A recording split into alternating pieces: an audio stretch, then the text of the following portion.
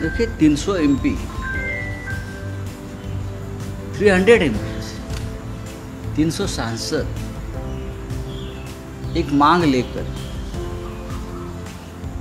सड़क पर उतरते हैं और इलेक्शन कमीशन की तरफ मार्च करते हैं और उनको दिल्ली के सड़क पर रोका जाता है। जोर जबरदस्ती से बैरिकेड्स लगा देते हैं, धमकाते हैं, अरेस्ट करते हैं, लेकिन जो लोकतंत्र के चौकीदार है इलेक्शन कमीशन, उनको मिलने नहीं देते। उसका मतलब क्या है? उसका मतलब साफ है, ये जो चौकीदार है लोकतंत्र का, वही चोर है। और हम सब लोग जो लेकर एविडेंस लेकर आ रहे थे वो देखना नहीं चाहते। ये जो इलेक्शन कमीशन है, ये इलेक्शन कमीशन ने TN सेशन साहब का जो गिरा था वो एक बार समझ लेना चाहिए। किसी से नहीं डरे सेशन साहब। सब लोग परेशान थे, लेकिन सभी ने सेशन साहब की जो आचार संहिता थी, कोड ऑफ कंडक्ट था, उसको स्वीकार किया था। लेकिन आज का इलेक्शन कमीशन 10 साल से मैं देख रहा हूँ, ये भारतीय जनता पार्टी की एक्सटेंडेड ब्रांच है। जैसे ABVP है, हिंद किसान मजदूर सभा है, वैसा इलेक्शन कमीशन जो है ये इन लोगों की एक ब्रांच बन गई है। फिर भी कल 300 से ज़्यादा MP सड़क पर उतरकर इलेक्शन कमीशन को धड़कने के लिए, टक्कर देने के लिए बाहर निकले। ये एक चैलेंज है, ये एक संघर्ष है लोकतंत्र बचाने का।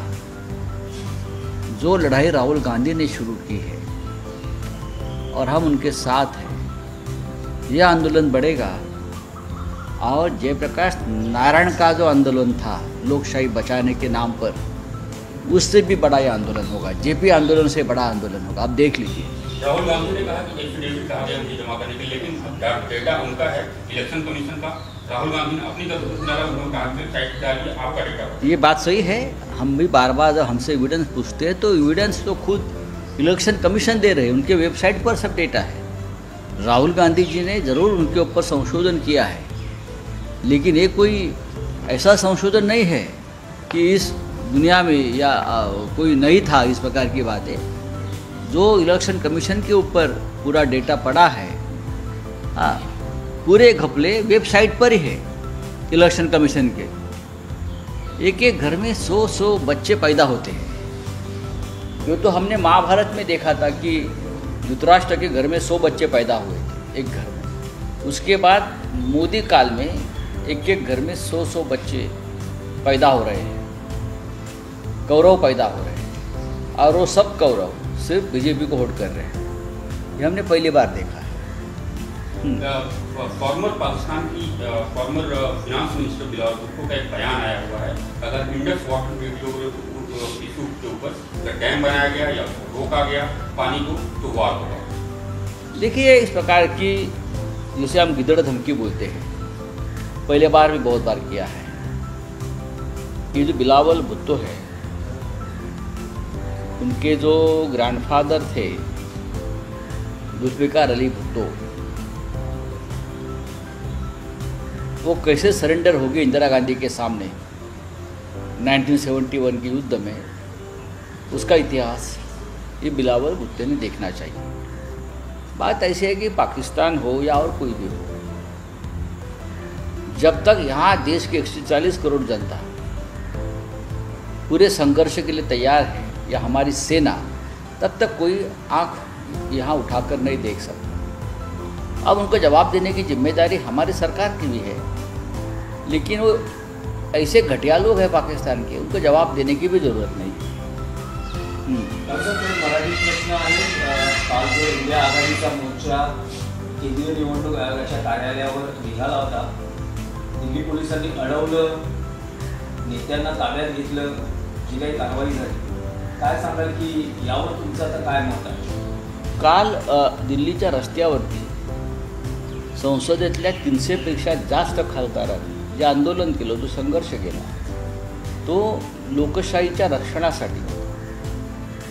तुम्ही लोकशाही किंवा संसदेला लोकशाहीचं सर्वोच्च मंदिर मानता, पण त्या मंदिरात चोऱ्या माऱ्या करून सत्तेवरती आलेले लोक आमच्या अवतीभोवती आहेत आणि त्या चोरांचे हस्तक म्हणून या देशाचा निवडणूक आयोग काम करतो. 300 खासदार जेव्हा रस्त्यावर उतरलेले आहेत आणि निवडणूक आयोगाच्या दिशेनं ते चालत होते रस्त्यावर, तेव्हा त्यांना अडवण्यात आलं. दिल्ली पोलिसांनी धक्काबुक्की करण्यात आली, बॅरिकेड्स टाकण्यात आले. आम्ही अतिरेकी आहोत का? आम्ही दहशतवादी आहोत का? जर 300 खासदार निवडणूक आयोगासमोर जाऊन उभे राहिले असते आणि त्यांनी आपली भूमिका किंवा आपलं निवेदन मांडलं असतं, तर निवडणूक आयोगाला काय हृदयविकाराचा धक्का आला असता का? हार्ट अटॅक आला असता? काय झालं असतं? कोणाला घाबरते निवडणूक आयोग? लोकशाहीचे रखवालदार म्हणून आम्ही निवडणूक आयोगाकडे पाहतो. त्यांनी निष्पक्ष निवडणुका घेतल्या पाहिजेत असं आम्ही समजतो, जे TN शेषन यांच्या काळात झालं होतं. पण हा निवडणूक आयोग रखवालदार नसून हा निवडणूक आयोग चोर आहे. रखवालदार चोराच्या भूमिकेत शिरला आहे आणि चोरांच्या मदतीनं विरोधी पक्षांना खतम करण्याचा प्रयत्न करतो. TN शेषनचा अभ्यास सध्याच्या निवडणूक आयोगानं करायला हवा. त्यांनी कशाप्रकारे काम केलं त्यांच्या कारकिर्दीमध्ये, त्यांनी कशाप्रकारे आदर्श आचारसंहितेचं पालन करायला लावलं पक्षाने, याचा अभ्यास केला पाहिजे निवडणूक आयोगानं. नरेंद्र मोदी, अमित शहा हे अजरामर नाहीत. त्यांनासुद्धा केव्हा तरी जायचं आहे सत्तेवरून आणि या जगातून, हे लक्षात घ्या. हे निवडणूक आयोगाच्या खुर्चीवर बसलेल्याने समजून घेतलं पाहिजे. लोकशाही टिकली तर देश टिकेल. पण आज काल आम्हाला त्यांनी रस्त्यावरती अटक केली, आम्हाला पोलीस स्टेशनला घेऊन डिटेन करण्यात आलं. आमच्या अटकेचे कागदपत्र करायलाही उशीर झाला, त्याच्यामुळे आम्ही पार्लमेंटला पोचू शकलो नाही आणि त्या काळात त्यांनी सगळी बिलं मंजूर करून घेतली. म्हणजे किती कारस्थान हे सरकार करत आहे. देवेंद्र फडणवीस, नरेंद्र मोदी, अमित शहा हे सरळ मार्गाने सत्तेवरती आलेले नाही. यांनी लांड्या लवाड्या करून सत्तेवरती आले. नितीन गडकरी यांच्या मतदारसंघामध्ये जर 3.5 लाख मतं वगळली जात असतील, याचा अर्थ या गटाला गडकरी यांच्यासारख्या स्पष्टवादी परखड नेत्याचा पराभव घडवून आणायचा होता, पण लोकांनी तो पराभव घडू दिला नाही नागपुरात. हे लक्षात घ्या, मी वारंवार हे सांगतो. रावसाहेब, तुम्हाला असं वाटत नाही का की काल राहुल गांधी किंवा इंडिया आघाडीला संधी होती त्यांच्याकडे असलेले पुरावे निवडणूक आयोगाला सादर करण्याबाबत? कारण निवडणूक आयोगानं 30 जणांच्या शिष्टमंडळाला परवानगी दिली होती, पण इंडिया आघाडी शक्ती प्रदर्शनावर. राहुल गांधींकडे असलेले पुरावे हे निवडणूक आयोगाच्या वेबसाईटवरच आहेत. लक्षात घ्या, तुम्ही निवडणूक आयोगाची कोणी बाजू घेऊ नये. जे कोणी निवडणूक आयोगाची बाजू घेत आहेत ते या लोकशाही विरुद्ध कृत्य करत आहेत. सध्याचा निवडणूक आयोग हा लोकशाहीचा हत्यारा आणि मारेकरी आहे. सध्याचा निवडणूक आयोग हा भारतीय जनता पक्षाची एक शाखा आहे.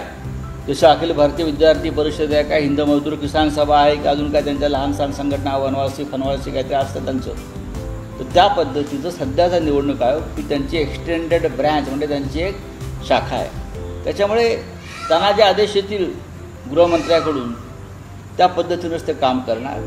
पण लक्षात घ्या, एक दिवस या निवडणूक आयोगाला जनता फासावर लटकवेल लोकशाहीच्या हत्येबद्दल. रावसाहेब, आंदोलन तर झालं, आता पुढे काय? हे आंदोलन वाढत राहील. जयप्रकाश नारायण यांनी ज्या प्रकारचं आंदोलन देशाच्या दुसऱ्या स्वातंत्र्यासाठी वगैरे केलं होतं त्या काळात म्हणतात, तर अशा प्रकारचं हे आंदोलन JP आंदोलनापेक्षाही प्रखर आंदोलन होईल. 300 खासदार उतरले का? अनेक महिला खासदार आंदोलन करताना बेशुद्ध पडल्या. इतक्या प्रखरपणे आंदोलन सुरू होतं, भर उन्हात, तप्त उन्हामध्ये. हे लक्षात घ्या. रावसाहेब, महाराष्ट्रातल्या राजकारणाचा विषय आहे पालकमंत्री पदावरील जो वाद, विशेषतः रायगड आणि नाशिकचं जे पालकमंत्री पद आहे, ध्वजारोहण किंवा झेंडावंदन हे अदिती तटकरे या रायगडमध्ये करतील आणि गिरीश महाजन हे नाशिकमध्ये करतील. म्हणजे जवळपास स्पष्ट आहे की मुख्यमंत्र्यांनी या मंत्र्यांच्या पारड्यातच त्यांचं दान टाकलेलं आहे की हेच पालकमंत्री असतील आणि त्यामुळे शिंदे सेना स्वाभाविकपणे नाराज असणं. आम्हाला त्याच्यामध्ये काय पडायचं नाही आहे. हा मुख्यमंत्र्यांचा अधिकार असतो. कोणाला पालकमंत्री करायचं आणि कोणाच्या हस्ते ध्वजारोहण करायचं. ज्यांच्या हस्ते ध्वजारोहण केल्यामुळे काय महाराष्ट्रामध्ये फार मोठी क्रांती होणार नाही. हा एक स्वातंत्र्य दिनाचा औपचारिक कार्यक्रम असतो. त्याच्यामुळे पालकमंत्री आपापल्या भागामध्ये झेंडे फडकवू द्या. पण याच्यामुळे हे जे कोण शिंदे गटाचे लोक आहेत त्यांची लायकी काय हे देवेंद्र फडणवीस यांनी दाखवून दिलं. दिल्लीमध्ये आणि महाराष्ट्रामध्ये मधल्या काळात एकनाथ शिंदे जे डेप्युटी CM आहेत बरं का, की दिल्लीत आले होते आणि त्यांनी अमित शहाशी चर्चा केली.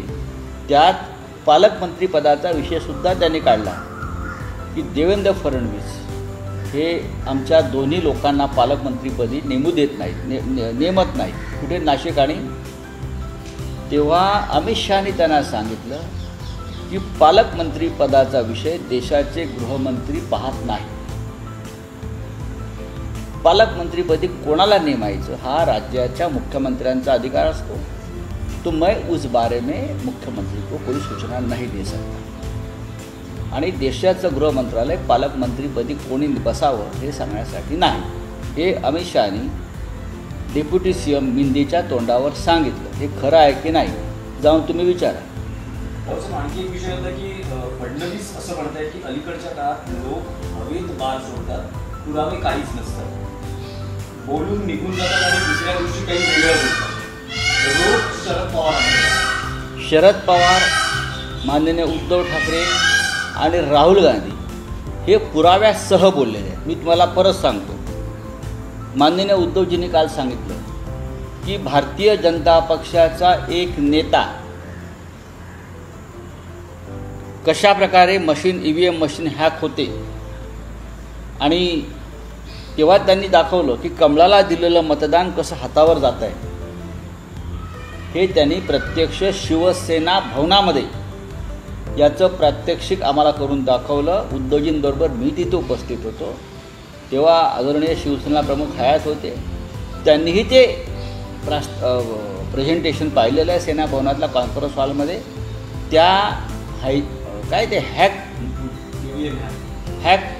जे करतायत हॅकर्स त्यांना घेऊन आलेले जे भाजपचे सो कॉल्ड पुढारी होते त्यांचं नाव किरीट सोमय्या.